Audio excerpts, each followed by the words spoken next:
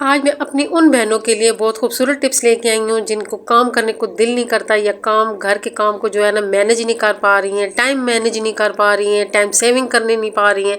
तो उनके लिए इस वीडियो में आज बहुत खूबसूरत टिप्स लेके आई हूँ और साथ ही जो है ना एक खूबसूरत ऑर्गेनाइज़र आप लोगों को बनाना सिखाऊंगी कि हम दावत में अपने टेबल को किस तरह खूबसूरत ऑर्गेनाइज़र से डेकोरेट कर सकते हैं। बिस्मिल्लाहिर्रहमानिर्रहीम, अस्सलाम वालेकुम everyone, welcome back again to my channel. कैसे हैं आप लोग?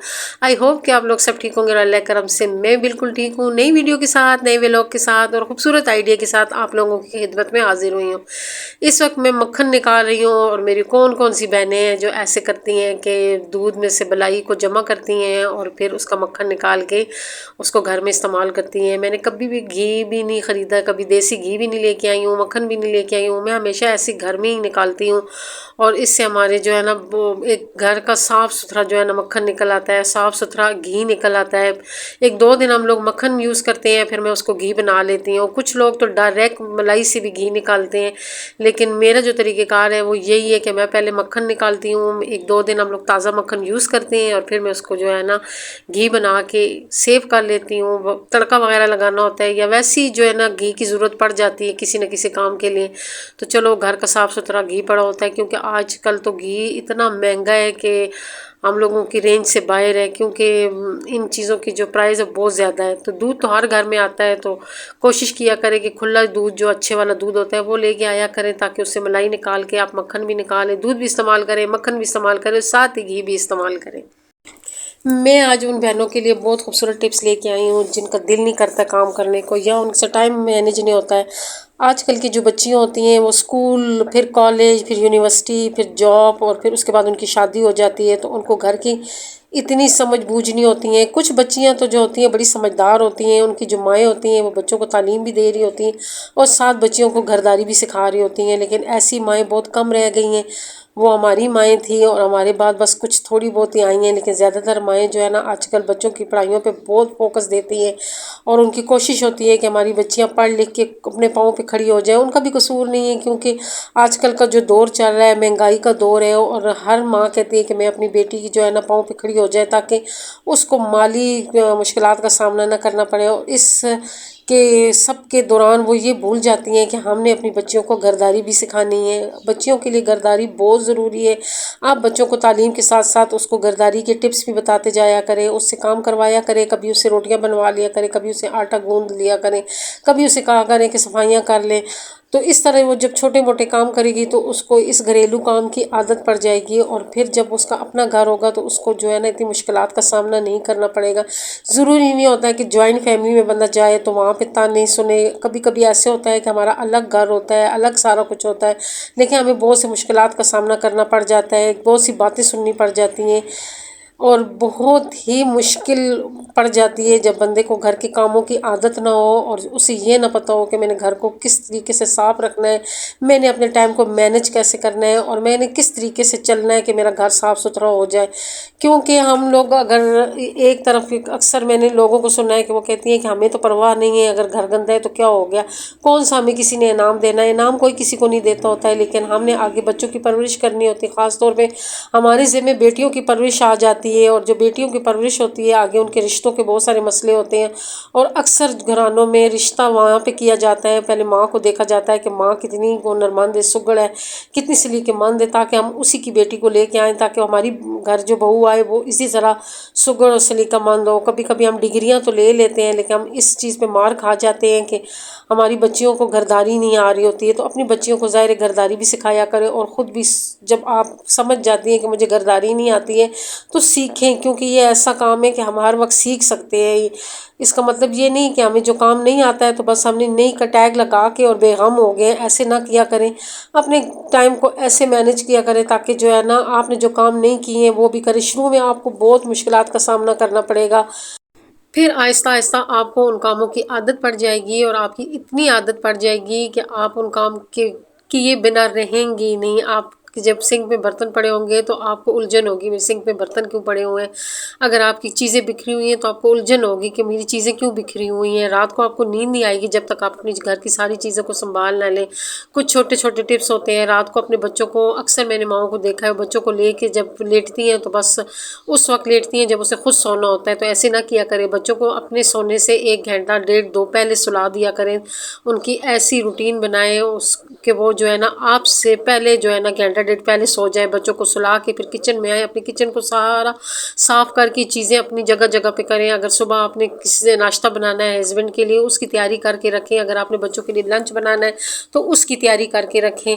तो आपको पता चल जाएगा कि आप कितनी आसान ज़िंदगी गुजार रही हैं। बहुत से काम आपके रात को हो जाएंगे तो जब आप सुबह उठेंगी तो बहुत फ्रेश आप उठेंगी, क्योंकि आपको पता होगा कि मेरे सारे काम हुए हुए हैं। आप जब सुबह उठ नमाज के लिए उठें उसके बाद कभी भी सोने की कोशिश ना किया करें। अपने छोटे मोटे काम संभाल लिया करें जब तक बच्चे सोए हुए हैं। अपने घर की काफ़ी चीज़ों को संभाल लिया करें और जब बच्चे उठते हैं तो फिर आपके काफ़ी काम हुए होंगे। मैं अब भी मुझे ये कमेंट लाजमी आएगा कि आपके अपने बच्चे तो है नहीं है तो इसलिए आप ऐसी बातें कर रही हैं, या आपके घर पे इतनी जिम्मेदारियां नहीं इसलिए आप इजी ऐसे कर सकती हैं। तो मुझे एक साइड पे कर लें। ऐसे लोगों को देखें, वो आपके लिए मिसाल हैं जो अपने बच्चों को भी पाल रही हैं और उन्होंने घर को भी मैनेज किया हुआ है और बहुत खूबसूरत तरीके से वो अपने घर की गर्दारी कर रही हैं। आप उन माओं को देखें, ऐसे वे लोग देखें, सर्च करके देखें तो आपको पता चल जाएगा कि बहुत सी ऐसी लेडीज़ हैं कि ये सारे काम करके चल रही हैं। आज आप लोगों के साथ एक बहुत ज़बरदस्त सा ऑर्गेनाइज़र भी जो है ना शेयर करने लगी हूँ। ये आप लोग दावतों में यूज़ कर सकते हैं। एक मुकम्मल सेट आप लोगों के साथ बनाना आपको सिखाऊंगी, आज मुकम्मल सिखाऊंगी। ये एक गोल शेप में मैंने कपड़ा काटा है, ये मैं जो है ना ढकने पे लगाऊंगी। ये पहले कहीं ऐसे कटा हुआ पड़ा हुआ है, मैं भी किसी क्वेश्चन के लिए मैंने काटा और फिर भूल गई हूँ। ये मेरे पास छोटे छोटे पीस पड़े हुए थे और इन पीसों को मैंने निकाला है और इसको मैं आज पीसों को यूज़ करूँगी। ऐसे घरों में बहुत सारे पीस पड़े होते हैं जो बेडशीटों से बच जाते हैं, या आप किसी और काम के लिए कोई पीस लाती हैं तो बच जाते हैं, तो उनको संभाल के रख लिया करें तो किसी न किसी टाइम आपको वो काम आ जाएंगे। आज मैंने सोचा नहीं है कि मैंने क्या बनाना है, क्योंकि मैंने सिर्फ एक टोकरी रखी है, इसको जो है ना डेकोरेट करूँगी और इसके अलावा क्या बनाऊँगी वो मैं कपड़े को देखूँगी। जैसे जैसे मेरे पास कपड़ा बचेगा तो उस तरह के फिर मैं साथ साथ चीज़ें बनाती जाऊँगी। तो ये भी एक टिप्स है कि आप कपड़े के हिसाब से चीज़ बनाया करें, देखा करें पीस आपके पास कितना बचा हुआ है तो फिर उस हिसाब से जो है ना अपने लिए चीज़ें बनाया करें। और जिन बहनों को मेरी सिलाई आती है तो उनके लिए जो है ना ये आज बहुत अच्छी वीडियो है, क्योंकि मैं आज मुकम्मल आपको बनाना सिखाऊंगी कि आप लोगों ने इस टोकरी को कैसे डेकोरेट करना है। क्योंकि मुझे बहुत से कमेंट आते हैं, रिक्वेस्ट आती हैं कि आप ही बनाना भी सिखाया करें। तो मेरी अब यही कोशिश होगी कि मैं जो चीज़ भी आप लोगों के साथ यहाँ पे आज शेयर करूँगी साथ में जो है ना आप लोगों को बनाना भी सिखा दिया करूँगी। मेरी कम से कम उन बहनों का बहुत भला हो जाएगा जो ये सीखना चाहती हैं। हाँ, जो लोग नहीं सीखना चाहते हैं तो वो खैर है, मेरी वीडियो का थोड़ा सा नुकसान कर दे, वीडियो को स्किप कर दें। वैसे जो आप लोग वीडियो स्किप करते हैं उसमें हमें बहुत नुकसान होता है, लेकिन ये है कि फिर भी अगर जिसको ये वाली वीडियो ज़रूरत नहीं है वो स्किप करके देख सकता है, क्योंकि मैं ये उन बहनों के लिए वीडियो लेके आई हूँ जिनकी बहुत ज़्यादा रिक्वेस्ट है कि आप ही सिखाएं भी। अब मैं नया चैनल और दूसरा चैनल तो साथ खोल नहीं सकती हूँ, क्योंकि मेरी जो है ना इस चैनल पे बहुत मेहनत है। मैं 2 चैनल चला नहीं सकती हूँ, नहीं तो मैं आप लोगों के लिए एक और चैनल खोलती जिसमें आप लोगों को बनाना सिखा देती। तो फिर ये है कि मैं इसी में ही आप लोगों के साथ आइंदा जो चीज़ भी आप लोगों के साथ शेयर किया करूँगी वो साथ साथ आप लोगों को बनाना भी सिखा दिया करूँगी। मैंने गोल शेप में कपड़ा काटा है, टोकरी में मैंने रखा है फोम मैंने इसलिए रखा है कि अगर हम इसके अंदर रोटियां रखेंगे तो अक्सर जो है ना दावतों में हम लोग नान लेके आते हैं और उसके कटिंग करके हम रखते हैं, तो उसके लिए ये बहुत अच्छी चीज़ है। जब हम इसमें नान वगैरह रखेंगे तो ये जो है ना गर्म रहेंगे और ये ब्रेड बास्केट के तौर पर भी यूज़ हो सकती है और जो है ना रोटियों के लिए भी यूज़ हो सकती है, नान के लिए भी यूज़ हो सकती है। ऑर्गेनाइज़र का ये फ़ायदा होता है कि हम मौके के हिसाब से देखते हैं कि जब जब हमें जिस जिस चीज़ के लिए वो चीज़ ज़रूरत होती है हम उस हिसाब से उस ऑर्गेनाइज़र को यूज़ कर लेते हैं। ऑर्गेनाइज़र जो होते हैं वो घर की ज़रूरत होती है। मेरा अपना कहना ये है कि अगर हम हर चीज़ के लिए ऑर्गेनाइज़र बना के रखें और उनको यूज़ करें तो फिर हमारी ज़िंदगी बहुत आसान हो जाती है। ऑर्गेनाइज़र से ये होता है कि हमारी हर चीज़ ऑर्गेनाइज़ होकर पड़ी होती है, फिर जब हमें चीज़ की ज़रूरत होती है हम उस ऑर्गेनाइज़र से निकाल लेते हैं। मैं मुख्तलिफ़ किस्म के ऑर्गेनाइज़र बनाती होती हूँ जिसमें मेरी चीज़ें पड़ी होती हैं। मैं किसी दिन अपनी अलमारी भी जो है ना उसकी सेटिंग भी आप लोगों के साथ शेयर करूँगी कि मैंने जो मेरी कपड़ों वाली कबर्ड है वो मैंने किस तरीके से ऑर्गेनाइज़ करके रखी है। उसमें एक मुकम्मल वीडियो आप लोगों को बना के दिखाऊँगी कि हम लोग किस तरह एक छोटी सी कबर्ड को हम कितने काम पे ला सकते हैं। मेरे पास एक ही कबर्ड है, उसको मैं जो है ना मुख्तलिफ उसमें कपड़े लटकाने के तौर पे मैं यूज़ करती हूँ। उसमें कुछ कपड़े मैंने तय करके भी रखे हुए हैं, उसी में मैंने बेडशीटें भी रखी हुई हैं और उसमें मैंने बहुत सी ऐसी चीज़ें रखी हुई हैं जिसको वक्तन फ़वक्तन इस्तेमाल के लिए मैं वो यूज़ करती रहती हूँ। तो एक अलमारी में मेरे पूरे जहाँ की चीज़ें मैंने सिमटाई हुई हैं। क्यों सिमटी हुई हैं? इस वजह से सिमटी हुई हैं कि मैंने उनको ऑर्गेनाइज़ करके रखे हुए हैं। मैंने छोटे छोटे उसके लिए भी ऑर्गेनाइज़ बनाए हैं जिसमें मैं हर चीज़ ऑर्गेनाइज़ करके रख देती हूँ। तो फिर मुझे जो है ना कम जगह पे बहुत सी चीज़ें जो है ना वो आ जाती हैं। इंशाल्लाह मेरी जो नेक्स्ट वीडियो होंगी मैं उसके साथ उसमें आप लोगों के साथ अपनी जो है ना कबर्ड के सारे ऑर्गेनाइज़र आप लोगों के साथ शेयर करूँगी। इस तरह फिर जो मैंने कपड़ा लगा के फिर मैंने दूसरी साइड से मोटे मोटे टांके लगा के चुनटे डाल के और खींच के जो है ना इसको मैंने यहाँ पे पक्का कर लिया है। और फिर मैंने जो है ना इसको पक्का करके और फिर मैंने एक गोल शेप में कपड़ा काटा है, उसमें मैंने चेपी लगाई है और वो गोलाई जो है ना वो मैंने इसकी बैक साइड पे ये वाली लगा दी है। ये भी मैंने सुई टांके के साथ लगाई है। अब बाकी ढकना रह गया है तो अब जो है ना इसको कवर करेंगे। इसको मैंने वही जो गोल कपड़ा था इसी तरीके से जिस तरीके से टोकरी पे मैंने कपड़ा चढ़ाया इसी तरह मैंने ढकने पे कपड़ा चढ़ा दिया है। वीडियो ये दो आप लोगों के साथ शेयर नहीं कर सकी, एक ढकने पे कपड़े वाली हो और एक नीचे जो मैंने गोलाई शेप में जो लगाया है, क्योंकि ये दोनों वीडियो मुझसे डिलीट हो गई हैं। कैसे डिलीट हुई मुझे खुद भी समझ नहीं आई। दोबारा बन भी नहीं सकती थी वीडियो क्योंकि मैं कपड़ा लगा चुकी थी, मुझे फिर कपड़ा उधेड़ना पड़ता तो इसमें मेरे बहुत टाइम ज़ाया हो जाता। लेकिन ये है कि प्रोसेस वही वाला है जो मैंने नीचे टोकरी पे प्रोसेस किया है वही मैंने ढकने पे किया है। एक छोटा सा पीस मैंने लिया है, उसको गोल शेप में काट के उस पर मैंने बॉल फाइबर लगा के और ऊपर जो है ना हैंडल के तौर पे यूज़ किया ताकि हम आसानी से ऊपर से हैंडल से पकड़ के इसको खोल सकें। तो देखिए कम टाइम में कम कपड़े में हमारा कितनी खूबसूरत ऑर्गेनाइज़र तैयार हो रहा है। अब ये वाला पीस बचा है तो फिर मैंने कहा ऐसे करती हूँ इसका रोटी का रुमाल बना लेती हूँ। तो ये हमारी एक मैचिंग रोटी का रुमाल भी हो जाएगा। कुछ रोटियाँ हम उसमें रख लेंगे, कुछ हम रुमाल में लपेट के दूसरी टोकरी में रख लेंगे तो वो भी हमारे काम आ जाएगा। और कुछ कपड़ा बचा हुआ था तो मैंने कहा चलो मैं रुमाल की साइडों पे लगा दूंगी। ये एक छोटी सी पट्टी बच गई थी तो मैंने कहा इसकी थोड़ी सी डिज़ाइनिंग कर लूँगी। पहले मेरा कोई इरादा नहीं था डिज़ाइनिंग करने का, लेकिन ये कि जब पट्टी बच गई थी मैंने कहा ये मैं वैसे फेंकूँगी तो इस पट्टी को मैं बना के इस टोकरी पर लगा देती हूँ और एक छोटी सी बो लगा के इसको थोड़ा और डेकोरेट कर देती हूँ।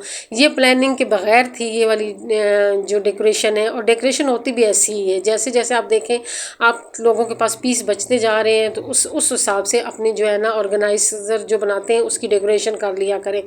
बहुत आसान ये टिप्स होती हैं, इसीलिए मैं आप लोगों को छोटे छोटे टिप्स देती हूँ ताकि आप लोगों को आइडिया हो जाए और आप लोग भी जो है ना इसी तरह काम करें। रुमाल मेरा तैयार हो गया था लेकिन एक और छोटा सा पीस बच गया था। मैंने कहा इसको फेंकने के बजाय ऐसे करती हूँ इस पर भी एक छोटी सी बो लगा देती हूँ तो ये होगा कि हमारा रुमाल थोड़ा और ख़ूबसूरत लगेगा।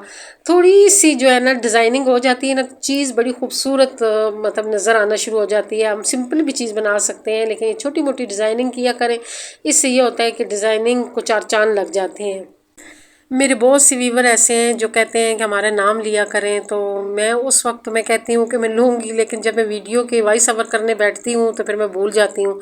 लेकिन इसका मैंने अब यही हाल निकाला है कि जब मैं जो डायरी लेती हूँ और उसमें आप लोगों के नाम लिखा करूँगी। और इंशाल्लाह जो है ना मेरी एक बहुत अच्छी सब्सक्राइबर है और वो मुझसे गिला करती है कि मैंने इतना तफसीली आपको मैं कमेंट किया था और आपने जवाब नहीं दिया। लेकिन सिस्टर वो मैं कमेंट भूल गई हूँ कि आपने वो कौन सा तफसीली कमेंट किया था, तो आप इस वीडियो के एंड में ज़रूर वो कमेंट करें, मैं ज़रूर उसका जवाब दूँगी। मेरी कोशिश तो यही होती है कि मैं कमेंट का जवाब कमेंट में ही दे दूँ ताकि आप लोगों को वेट ना करना पड़े।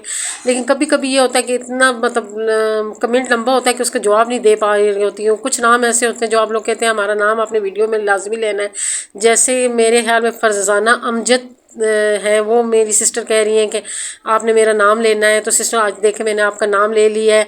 और ये मेरे जो है ना डेली के मेरे सब्सक्राइबर हैं जो लाजमी मेरी वीडियो पे आते हैं, जैसे फरजाना होगी, एक मोना है, वो है, और इस किस्म के और भी बहुत सारी हैं। मुझे अब किसी का नाम याद आ रहा है, किसी का नाम नहीं याद आ रहा है, लेकिन यह है कि मैं इंशाल्लाह इस वीडियो के एंड में जो आप लोग कमेंट करेंगे तो मैं सबके नाम अपनी डायरी में लिखूंगी, और जो मैं वीडियो नेक्स्ट वीडियो आएगी तो मैं सबके नाम लूँगी, और ख़ास तौर पे जिनके चैनल है उनके नाम तो ज़रूर लूँगी, ताकि उनको कोई ना कोई जो है ना मेरी वीडियो से फ़ायदा मिले।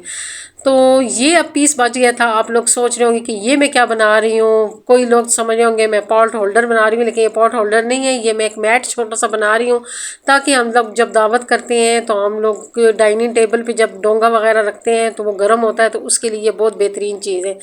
तो ये हमारे खूबसूरत सा एक सेट तैयार हो गया है। तो जो लोग बिज़नेस करना चाहते हैं तो उनके लिए भी ये खूबसूरत आइडिया है, इसको बना के सेल करें। इसमें आपको जो है ना बहुत प्रॉफिट आएगी, क्योंकि ये ज़ीरो कास्ट में बनता है। आप लोगों को मेरी आज की वीडियो टॉपिक कैसा लगा है कमेंट करके ज़रूर बताइएगा। अगर आज की वीडियो आप लोगों को अच्छी लगी तो प्लीज़ मेरी वीडियो को लाइक शेयर, जो नए लोग हैं वो मेरे चैनल को ज़रूर सब्सक्राइब करें। दुआ में याद रखें, खुश रहें, आबाद रहें, अल्लाह हाफिज़।